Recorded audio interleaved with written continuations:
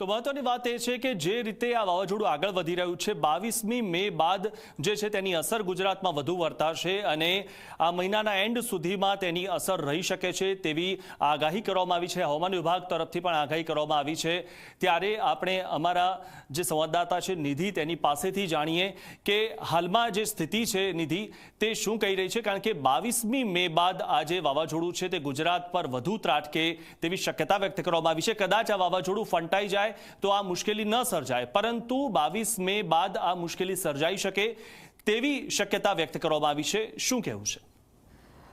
બિલકુલથી મિથુન, જો સૌથી પહેલા એ વાત સમજવી પડશે કે આ વાવાઝોડું એટલું વિકરાળ બની શકે છે, કેટલું વિકરાળ બની શકે છે કે દેશમાં એક સાથે આ વાવાઝોડાના કારણે 24 જેટલા રાજ્યોમાં એલર્ટ જારી કરી દેવામાં આવ્યું છે ભારે વરસાદને લઈને। એટલે આપણે સમજી શકીએ છીએ કે આ વાવાઝોડાની ગુજરાત પર શું અસર થઈ શકે છે, કેમ કે અરબી સમુદ્રમાં આ વાવાઝોડું બની રહ્યું છે, હજુ બન્યું નથી, હજુ એ ડીપ ડિપ્રેશનમાં ફેરવાયું નથી, હજુ લો પ્રેશર ક્રિએટ થયું છે। પરંતુ જો તે ડીપ ડિપ્રેશનમાં ફેરવાય છે તો જે દરિયાકાંઠાના જે પણ વિસ્તારો છે ત્યાં મુશ્કેલી વધી શકે છે। મારી પાછળ વિંડી છે, અમારા કેમેરામેનને કહીશ કે વિંડીના માધ્યમથી આપણે પૂરું સમજાવવાનો પ્રયત્ન કરીશું કે આ પૂરો ડીપ ડિપ્રેશન છે કેવી રીતે ક્યાં આગળ જઈ રહ્યું છે। તમે જુઓ અહીંયા આ વાવાઝોડું છે, અત્યારે જે ડિપ્રેશન આપણે એને કહીશું, લો પ્રેશર જે અત્યારે ક્રિએટ થયું છે તે અહીંયા ક્રિએટ થયું છે। તમે જોઈ શકો છો, અહીંયા જુઓ આ પૂરું ગમરોડ દેખાઈ રહ્યું છે। આ જે પૂરું વાવાઝોડું બનવાની જે પહેલાની પ્રક્રિયા હોય છે તે અહીંયા દેખાઈ રહી છે અને એટલા માટે જ જેટલા પણ તજજ્ઞો છે તેમનું માનવું છે કે આ ડિપ્રેશન એ ડીપ ડિપ્રેશનમાં ફેરવાઈ શકે છે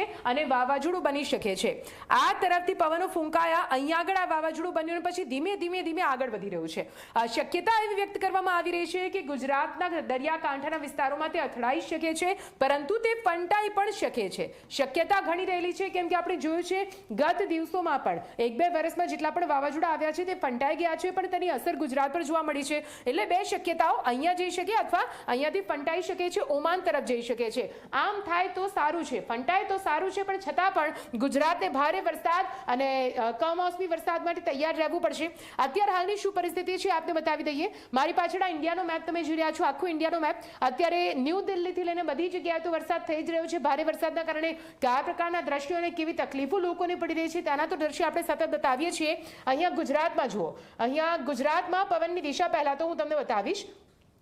આપણું ગુજરાત આવી ગયું છે, ઇન્ટરનેટ થોડું સ્લો છે એટલે ધીમે ધીમે જે તમામ વિસ્તારો છે આવી રહ્યા છે, હું બતાવવાનો પ્રયત્ન કરીશ। તમે જુઓ અહીંયા પણ પવનની દિશા તમે જોઈ લો, અહીંયા આ પવનની દિશા અત્યારે આ તરફથી આ બાજુ જઈ રહી છે, આ તરફથી આ બાજુ, એટલે કે પશ્ચિમથી પૂર્વ તરફના જે પવનો ફૂંકાઈ રહ્યા છે। દર વખતે પશ્ચિમથી પૂર્વ તરફના જે પવનો હોય છે એ જ ચોમાસું લાવતા હોય છે ને એટલા માટે ચોમાસાને લઈને આગાહી કરવામાં આવી છે કે આ વખતે ચોમાસું ગુજરાતમાં સારું રહેશે, વહેલું પણ આવશે, પણ તે પહેલા ઉનાળો જે ઉનાળા પાક માટે ખૂબ જ જરૂરી હોય છે તે આ વખતે નથી રહ્યો। ગત દિવસોમાં પણ કમોસમી વરસાદ અને માવઠાના કારણે કેવી રીતે ઊભા પાકને ભારે નુકસાન પહોંચ્યું છે અને હજુ પણ આ વાવાઝોડાની અસરના કારણે ભારે વરસાદનો સિનારિયો આવનારા દિવસોમાં પણ જોવા મળશે એવું સ્પષ્ટપણે લાગી રહ્યું છે। એટલે તમે સમજો અત્યાર હાલનું આપણે જોઈ રહ્યા છીએ। હવે જે 7 દિવસની પૂરી આગાહી કરવામાં આવી છે તે આગાહી વિશે મારે વાત કરવી છે। આ આગાહી તમે જુઓ, અત્યારે વાગ્યા છે 5 વાગે,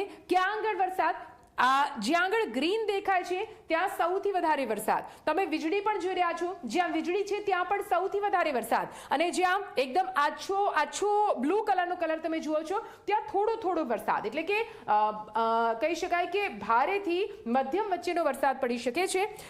તમને સર્કલ કરીને સમજાવું એટલે તમને આઈડિયા આવે। અહીંયા જુઓ પૂરા સૌરાષ્ટ્ર ઉપર અત્યારે વરસાદી માહોલના લઈને પૂરા જે સંકટના વાદળો છે તે છવાયેલા છે, અને આ સંકટના વાદળો સૌરાષ્ટ્રની ધરા માટે જ્યાં ઊભો પાક હજુ પણ લહેરાઈ રહ્યો છે તેના માટે મોટું સંકટ છે।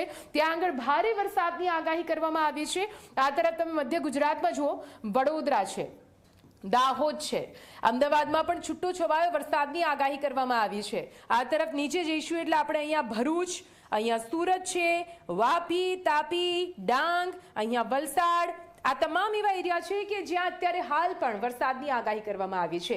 12 જેટલા જિલ્લા છે જ્યાં આજના દિવસ દરમિયાન વરસાદ પડી શકે છે. આ 12 જિલ્લામાં સૌરાષ્ટ્રના ભાવનગર, જુનાગઢ, ઉના, ગીર સોમનાથ, દ્વારકા, જામનગર, રાજકોટ, સુરેન્દ્રનગર આ તમામ જે જિલ્લા છે તે તમામ જિલ્લાઓનો સમાવેશ થઈ ગયો. અહીંયા ભારે વરસાદ પડવાની આગાહી કરવામાં આવી છે. કચ્છમાં અહીંયા જુઓ ગાંધીધામથી અને તેના આસપાસના ગાંધીધામ જિલ્લો અને તેના આસપાસના વિસ્તારમાં વરસાદ પડી શકે છે તેવી આગાહી કરવામાં આવી છે. જો કે કચ્છમાં બીજા કોઈ જિલ્લામાં કોઈ આગાહી નથી. ઉત્તર ગુજરાતમાં થોડી ઘણી છૂટાછવાયા વરસાદની આગાહી કરવામાં આવી છે. સાબરકાંઠા અને અરવલ્લીમાં, અહીંયા નથી બતાવતું વિંડીમાં, પરંતુ અરવલ્લી અને સાબરકાંઠામાં આજના દિવસ દરમિયાન અને આજ પછીના 2-3 દિવસ દરમિયાન વરસાદની આગાહી કરવામાં આવી છે. એટલે તમે જુઓ અત્યાર હાલનો સિનારિયો 22મી તારીખનો સિનારિયો મેં તમને સમજાવ્યો અને હવે આપણે ધીમે ધીમે આગળ જઈશું કે 22 થી 23મી તારીખ તરફ આપણે આગળ વધીએ છીએ તો આખરે કેવી રીતે પૂરું જે સિસ્ટમ છે તે બદલાય છે. અહીંયા તમે જુઓ અમદાવાદમાં મારે તમને બતાવવું છે રાત્રે 12 વાગે જે સિસ્ટમ અહીંયા હતી સૌરાષ્ટ્ર પર તે આગળ વધીને અમદાવાદ પર પહોંચી છે. રાત્રે 12 વાગે અમદાવાદમાં ભારે વરસાદ પડી શકે છે. એટલે આ જો 22, 23મી તારીખે પછી 24મી તારીખે એટલે ધીમે ધીમે જે વાવાઝોડું છે તે આગળ વધશે અને વાવાઝોડાની અસર ધીમે ધીમે ગુજરાત પર વર્તાશે. ભલે આ વાવાઝોડું બને છે, નથી બનતું, ગુજરાત સાથે ટકરાય છે, નથી ટકરાતું, પણ છતાં પણ અતિ ભારે વરસાદની આગાહી 30મી તારીખ સુધી કરવામાં આવી છે. મિથુન જી આભાર નિધિ, માહિતી આપવા બદલ.